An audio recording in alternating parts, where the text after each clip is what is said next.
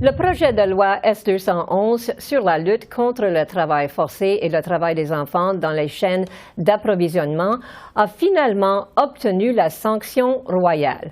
Pour en discuter, je retrouve la sénatrice qui a porté ce projet avec un député, Julie Miville-Deschênes. Bonsoir, Madame Deschênes. Bonsoir. Bonsoir. Alors, c'est très intéressant, votre projet de loi. Et je veux savoir, premièrement, pourquoi c'est nécessaire?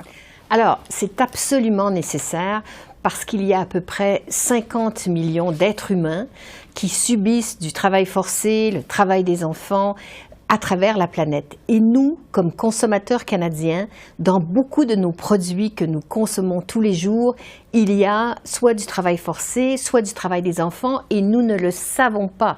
Donc, nous sommes des complices sans le savoir. Je vous donne un exemple, les tomates. Des tomates, on en produit au Xinjiang, en Chine, là où les Ouïghours sont. On en produit aussi au Mexique. Et très souvent, il y a du travail des enfants dans ces tomates produites au Mexique. Je pense aussi au cobalt, des enfants qui travaillent dans des mines de cobalt pour qu'on ait des téléphones cellulaires avec du lithium.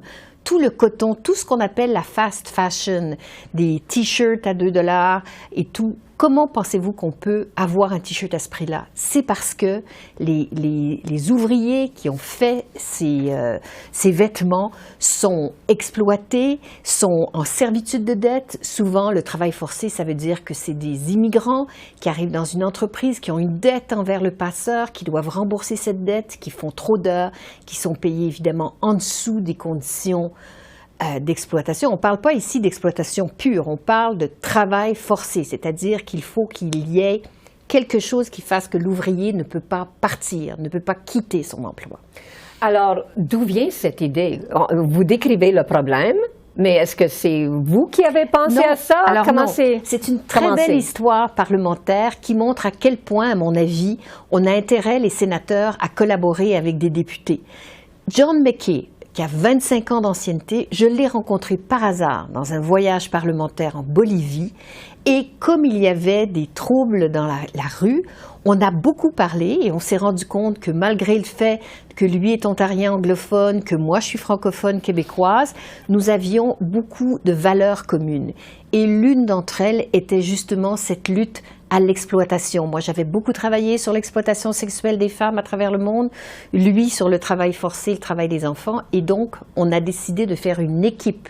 Lui avait commencé en 2018 en essayant de présenter un projet de loi. Aucune chance à la Chambre des communes, il n'y avait même pas été en deuxième lecture. Moi, je suis au Sénat, où on est moins de sénateurs et aussi on n'a pas de loterie. Donc, on a plus de chances, avec la procédure, de faire adopter un projet de loi privé. Parce qu'il faut le savoir, les projets de loi privés, par définition, c'est très difficile à faire progresser parce qu'on n'a pas l'appui du gouvernement. On est seul avec notre bureau et il faut convaincre les gens autour de nous de voter pour.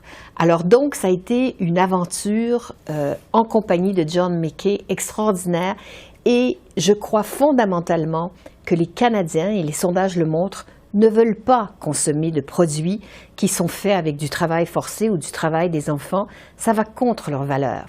Alors, c'est formidable que vous avez eu la chance de... C'est maintenant, ça va devenir loi. Je pense que c'est le 1er janvier. Alors, comment le gouvernement va s'assurer que les entreprises respectent ces lois-là, cette loi? Alors, c'est une loi que j'appelle un premier pas, parce que ça s'appelle une loi de transparence. C'est-à-dire qu'on ne dit pas aux compagnies, dans 6 mois, vous allez devoir être assuré qu'il n'y a plus, par exemple, de travail des enfants dans les chaînes d'approvisionnement, parce que c'est compliqué. Les chaînes d'approvisionnement, il peut y avoir 10-15 étapes différentes pour avoir un produit, et donc il faut vraiment que les entreprises, avec cette loi-là, regardent avec diligence raisonnable comment leur chaîne d'approvisionnement marche, fassent enquête pour évaluer les risques et prévenir le travail forcé, le travail des enfants. Et avec ça, ils doivent faire un rapport chaque année, public. Donc, ils seront soumis à l'œil public. Leur réputation pourra être entachée s'ils ne font pas rapport. Et s'ils ne font pas rapport, ils peuvent avoir une sanction de 250 000 $. S'ils mentent, si les conseils d'administration donne de l'information fausse sciemment, il y a aussi des pénalités.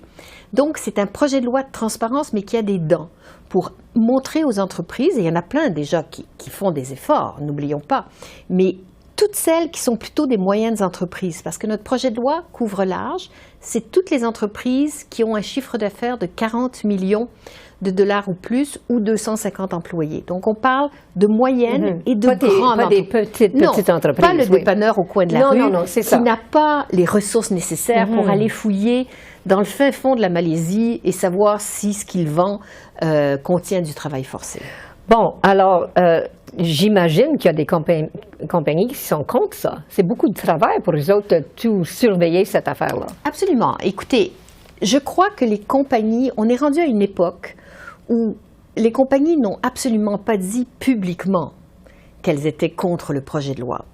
Mais la Chambre de commerce avait un grand nombre d'amendements à suggérer pour rendre la loi moins forte.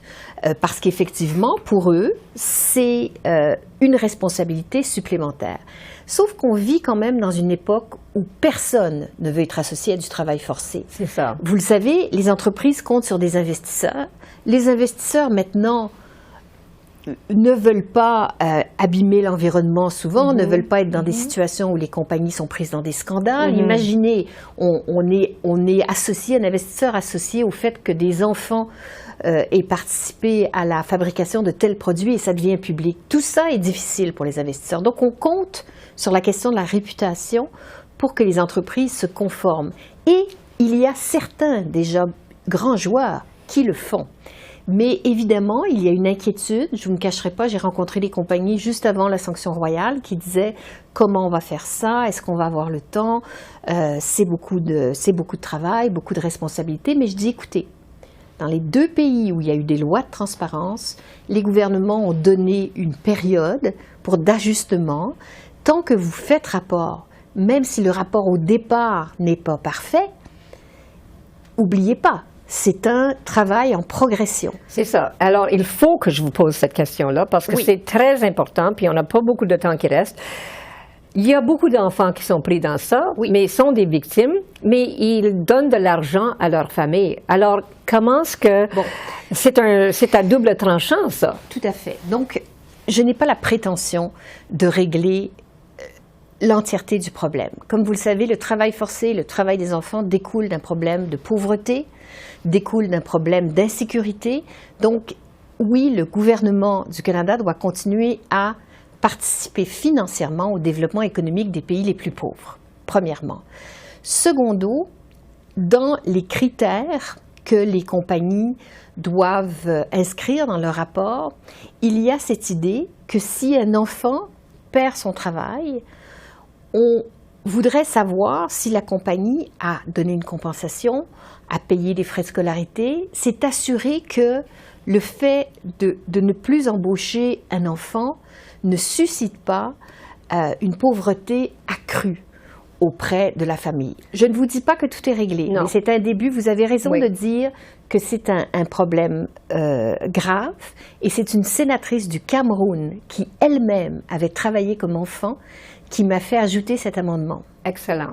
Alors, on pourrait discuter longtemps, mais c'est notre temps maintenant. Alors, je vous remercie beaucoup, Julie Mivdel-Deschênes, sénatrice du groupe des sénateurs indépendants. Merci beaucoup. Merci beaucoup de m'avoir invitée pour parler de S211.